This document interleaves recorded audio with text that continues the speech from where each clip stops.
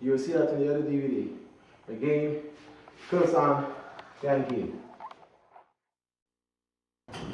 Basic self-defense techniques is important. One of the reasons why I'm saying this is simply when I'm attack again. One, my hand is not here, giving him reason to pull down here. Stop again, stop. My hand is right here, which gives me enough control and technique to pivot for the break, for the wrist up, for a come along in a cup situation, or most effectively, for real self-defense, which attack, there's no pause. If somebody pauses, they're giving the person the opportunity to work. I do not pause. When he attacks, he says, this is mine. He's in pain all the way to the head.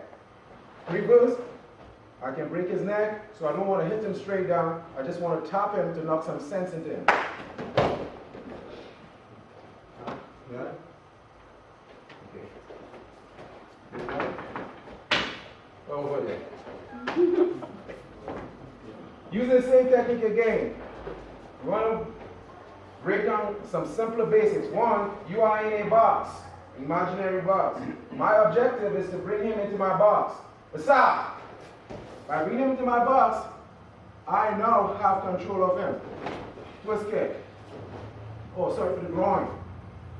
From right here, I'm stepping slightly, using my outer shoulder to do this stroke. I'm not going to use my hip because I'm an old guy.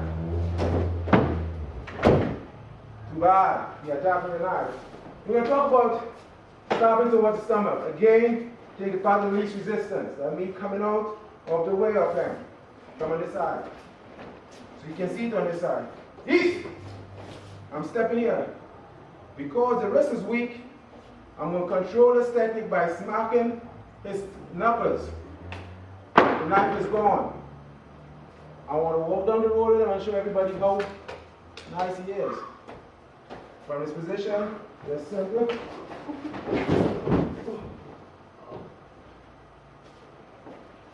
Now what happens is that not all the time techniques go correctly, like this one. But I had to improvise when I hit the ground, his groin was open, I wasn't going to stop and say, oops, I made a mistake. In real life, there's no oops, there's a mistake. Same style, Nisha. Following through, breaking, grabbing the nose, getting some DNA.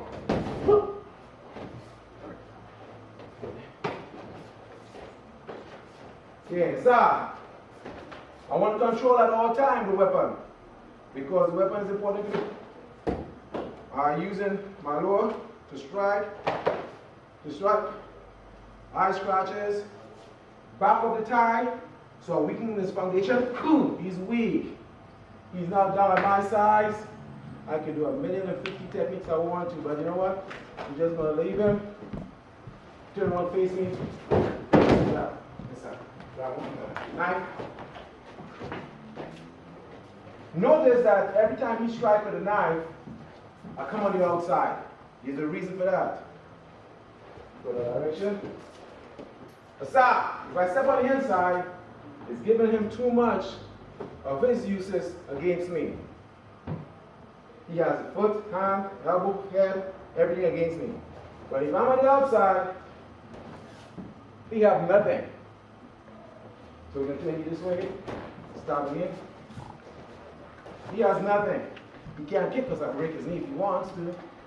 Is he going to punch you that hand, puncher? I have control of it. I have control of this. So that's why I step on the outside. There's nothing wrong with stepping on the inside if you're an expert. But stepping on the inside is nice. Because you're already there.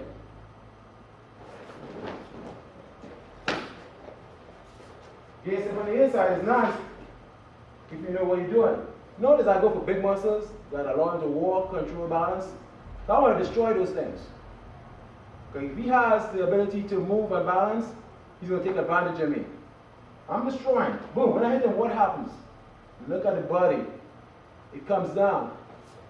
I'm going to move his head away and use my hands for his face. Boom. Straight up the nose. I know we don't have any more problems. I'm going to step back and walk away. He's mine. It's out. We did heavy, we did trust. Let's do the swing. On the swing, I want to come in. Reason for that is if I stay here, I gotta go through here. I want his momentum to come. So when he swings, if I come in, he's already flowing. Want to demonstrate this a little bit faster? Aside. He's flowing. Look at my knee. Look at his elbow. Great sign. You want the elbow to turn the palm in the direction out of the elbow. Then the elbow will be perfectly your target area. In this situation, placing my heel at the back of the scapula, I just dislocated his shoulder. Sticking my toe right where the mandible is, I just put his jaw into place. Pressure point. Stop. Again. He swings. I want to go under, come up. I now have control of my friend. He's mine. I can control him. Oh God. I like to bite for some unknown reason. Dropping both hands, center line, solar plexus spine, boom. I would knock his air out. It will be trapped. As early on in one of the videos you have seen that Grandmaster Mills talk about breathing, you will need to train on that just to get that pain out. Again, on the hook, aside. I'm going here, I'm not going here. Again, for reasons, swing. I don't want to leave anything a chance. I'm going right here. This here is when you're using more hard style technique. I'm hitting with my knuckles, not my actual fist. I'm going to use these two things here to hook my opponent. The blade is out. Again. Stop. Blade is out. Again, weak point, chest, knuckles. Now I'm going to make it a little more easier. Here, I'm circling the technique. That allows me to get to the back, breaking the leverage, coming up, and I wouldn't do this unless my life is threatened. Taking the shoulder out. In. Stop. Swinging. We talk about making a circle, taking the blade away from him because I want to put. Once you have this, if he holds on tight, if he's holding on tight, I can't get it. A little bit of my jab movement will open that up for him. If he's holding on tight, I don't want to break his elbow. He will give me the knife. You see? By grabbing this joint, putting it back in, the knife is now mine. Well, I'm not going to kill him anyway, so I'm just going to just let him work with me. No matter what he do or whatever it is, he's mine.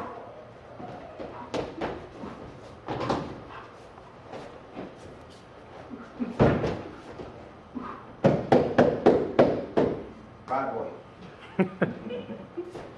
Basically what we just touched on, just some basic knife defense techniques.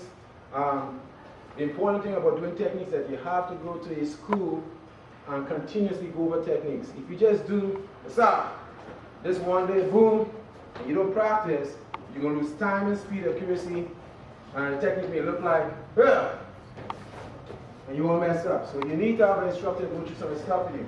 So that way you build on speed, technical awareness, motion, and control. Because all these techniques are very, very dangerous.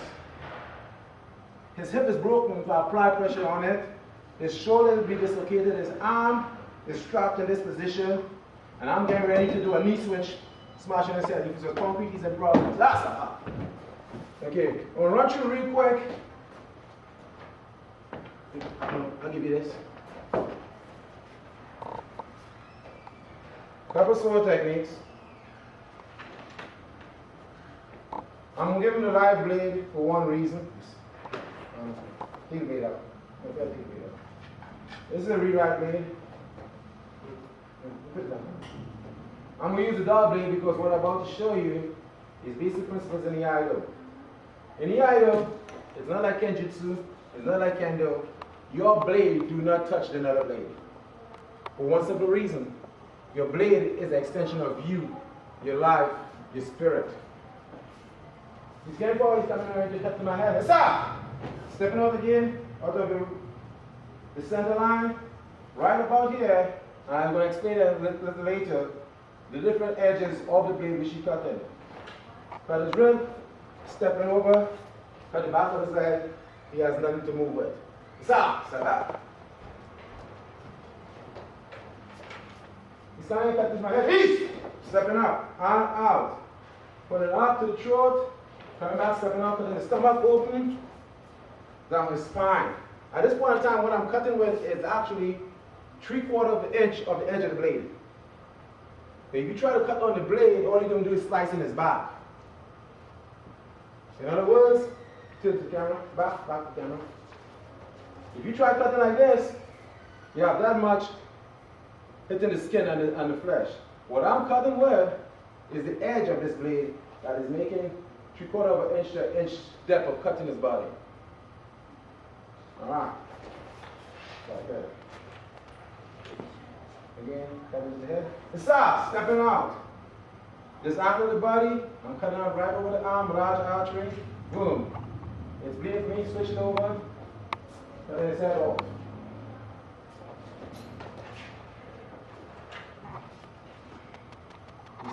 He's up. Stepping out. Look at the arm of his body. His arms are gone. So with the force coming down, with this chop onto the blade, there's no hand.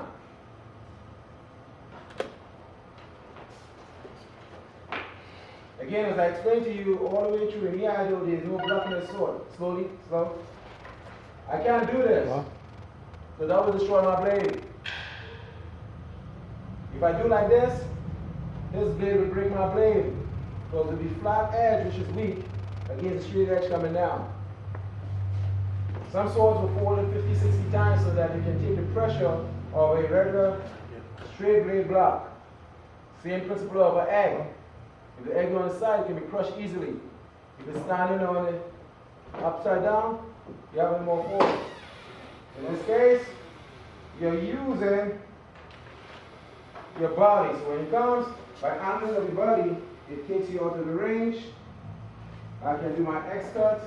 Notice I cut up again against the muscle arm. Next cut is down, straight down, past the heart. He's a dead man. Okay. Same technique. Aside. Step in. From this angle, I don't really want to hurt him. So what I can do from this angle is to step back, retract, get into here, turn it around, taking his own blade, and have him kill his own self. The reason why I need to stop on this right here, because this blade is a live blade. I'm using the dull one. Okay.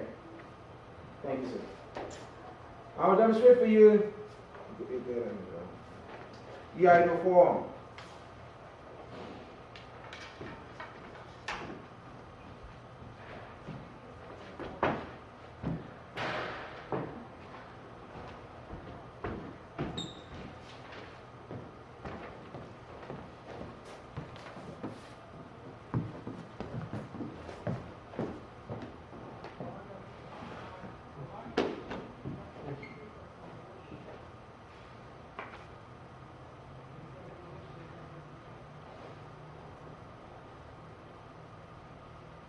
You have 3 pieces of bow in position here. You have a one-hand bow. The reason for that is most samurais carry 3 blades. Takana, Yakizaki, and a ditto, which is a short blade. So they will have hold this blade here while I have a one-hand bow. Second hand blade is pretty much into a classroom or samurai swordsman that carry just one sword. Both hands, elbows crossing over blade. Why? Because there are different styles and systems in Iai-jitsu, Iai-do, Kendo. I'm going to sheet this for 1 minute. The sharp side of the blade is facing out in Iai-do for one principal reason. Because this is not a sport, it is a real life art. Blade is facing out, my hands are clenching the blade, so if someone tries to draw it, they don't cut open my stomach. In Kenjutsu, it's an insult to have the blade facing out. The blade got to be facing in. But remember, Iai-do is not Kenjutsu. It's 2 different principles. So if someone do ask you why your blade is facing out, you can explain that situation to them. Because a lot of people walk around who are masters figure, wait a minute, your blade's supposed to be in. No, your blade not supposed to be in. Noto? Notice from this movement here, because I'm going to do the form in a minute. This is to shake the blood off the blade. The blade is at a 45-degree angle, so the blood is running down with that wrist spin, the blood's going down there. Notice when I bring my blade back, my finger is placed at the bottom of the blade, my thumb is placed on top of the blade, for one major reason, to get the excess blood off the blade. When it reaches the end of my finger, I will flip it out. That will guide it straight back into the scabbard. So we're going to go back to where we're going to start from here. Again, I'll bow to you. I'll come back up. Pretty much a ceremonial. My both hands goes out under the blade, twisting the blade to the center of my body, bringing my bottom palm to find my obi or my belt. It goes straight down inside. Note that on this blade, it doesn't have the strings. On real blades, there's strings. Strings are then pulled out, tied to your waist. Same as a gunslinger ties and strap a holster to his hip. This gives me the freedom of where I want my blade to go. At this point in time, I'm ready to move. I reach my blade.